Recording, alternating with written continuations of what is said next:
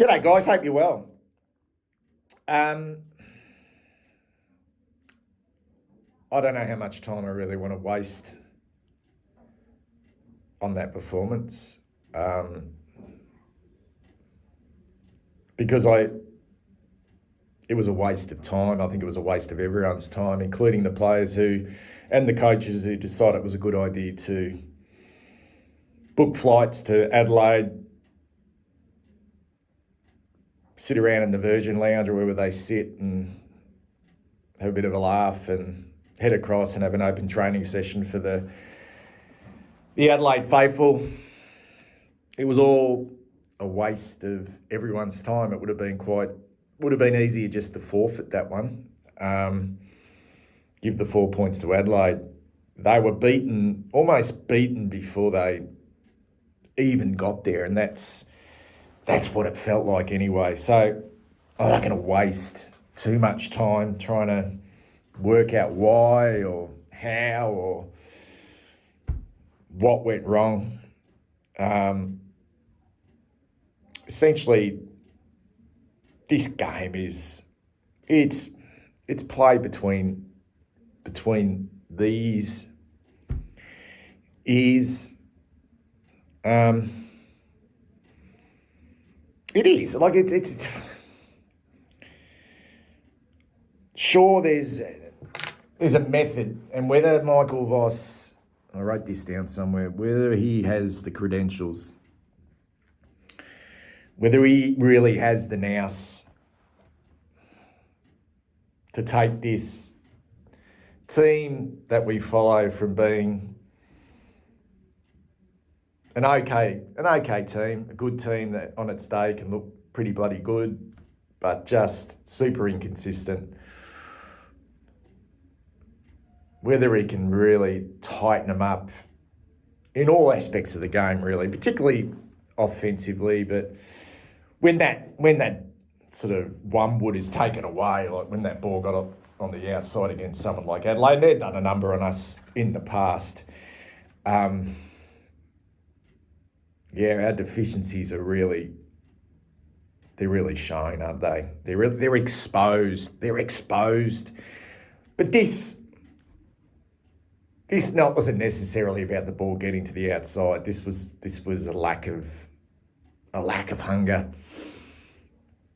and a really ordinary attitude to take into what was a pretty bloody big game of football. They're all big, but they happen, they do. And we go back to what Chris Scott said last week in his press conference after we beat the Cats, and for all of you who were dirty on Chris Scott for not pissing in our pockets last week, well, that's probably why we get the answers. We get the answers here against Adelaide. We're not that good. We're not that good. And he knows his football team better than anyone. And he said that's the worst he's ever seen he played. And I believed him. Just because you don't like Chris Scott, I believed him. I believed that Geelong were down. That doesn't mean that we were crap. We played a good, solid 4 quarters of football. But,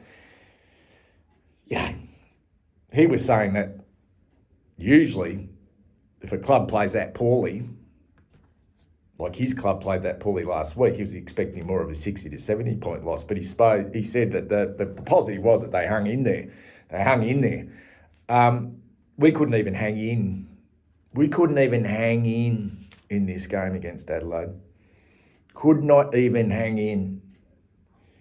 10-goal loss. And it's about mindset. It's about attitude and mindset.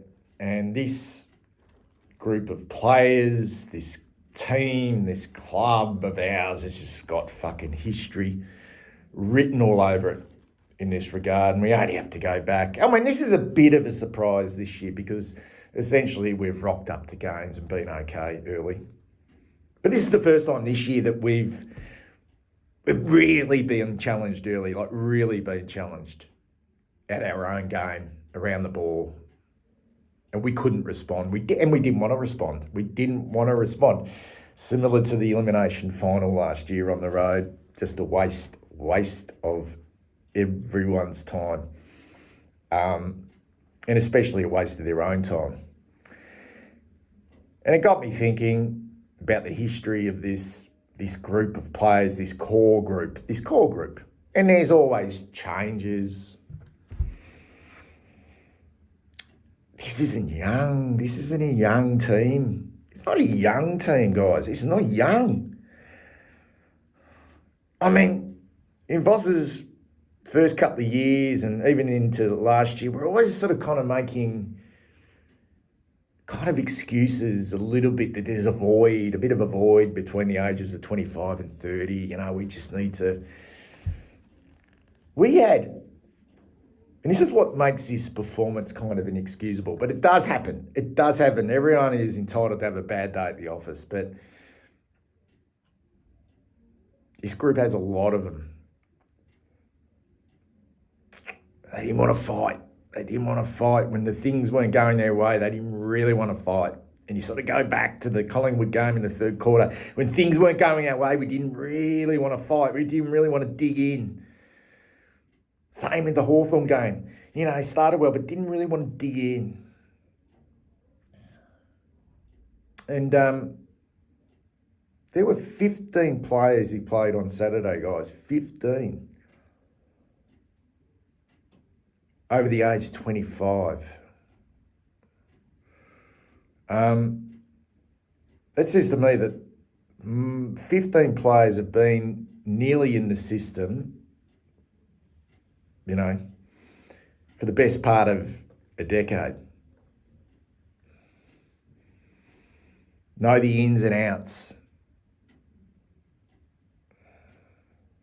of how to prepare, how to get themselves up. That's not a young group.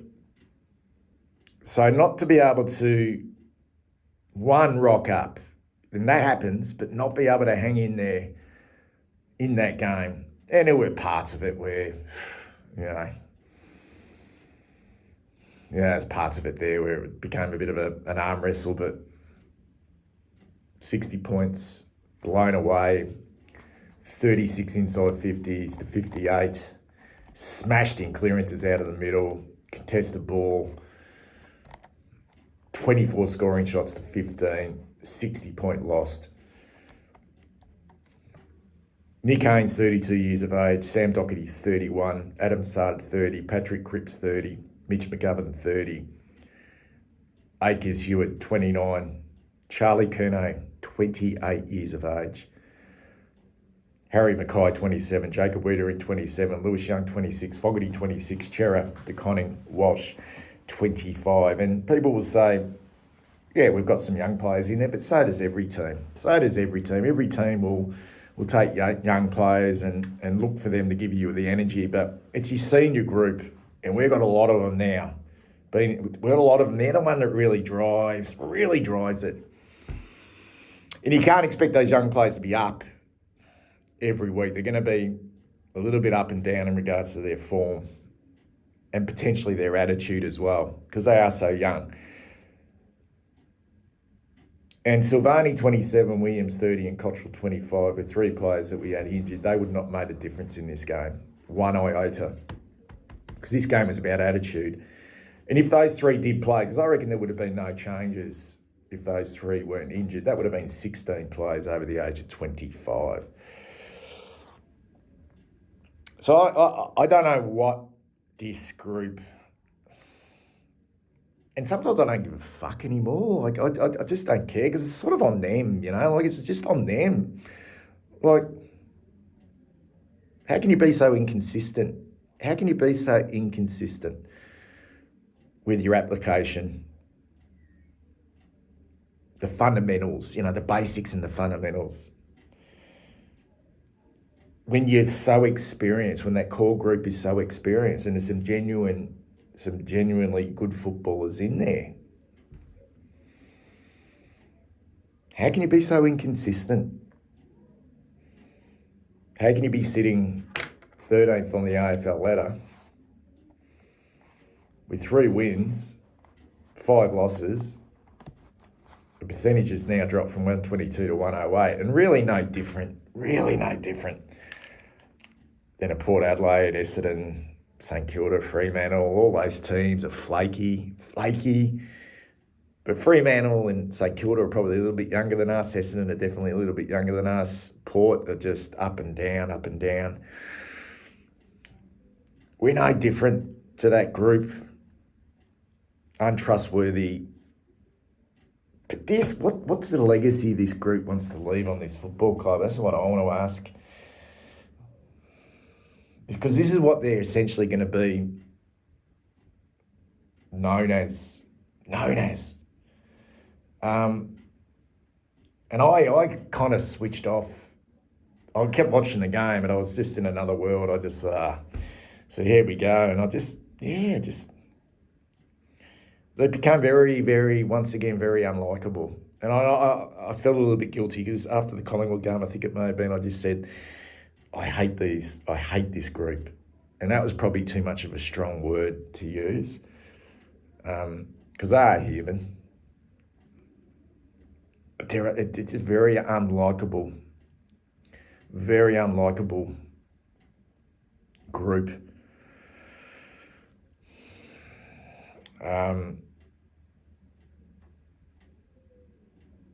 So I didn't care that much. I was trying to convince myself that every team is entitled to a blowout like that. But unfortunately, this core group of ours has got the form and got the history. It just becomes impossible to, because they'll turn it around at some stage. And that could even come this week against St Kilda. You just know there'll be a period of good form again. But it has to be about consistency of attitude and strength. I think that's the word I'm looking for here, strength. Strength of sort of character. I hate questioning the character of individuals that I don't know. I hate it. Because who am I to question that? I don't know them personally. I don't know how hard they're working off the field, but it just doesn't look like it on. It makes it just so like last week against Geelong, they just were up for the fight for 4 quarters. They were up for the fight for 4 quarters. But I'd understand it. What I'm trying to say is I'd understand it, and I'm gonna finish up here, guys, because I'm going to do the votes tomorrow, and the votes are going to be very interesting. The way Spencer and myself see it. I'm now coming back to the fact that this isn't a young group anymore. This is not a young group anymore. This is a group of very experienced footballers who should know better and should be performing more consistently in every aspect of the game. And if the coach has got his fingerprints on this, then yeah, there's problems in that area as well. But it once again leaves you very indifferent about this group, and this is why we need to be very careful with celebrating too hard with any type of victory, whether it's against a bottom side, middle of the road team, or a top team, particularly if they're kind of in not isolation, but really, how could you say we were due for a game like that? Because we've been up for 3 weeks. Anyway, I'll go away and collate the votes, the My Blue Heaven votes and the My Blue Hell votes. But just a horrible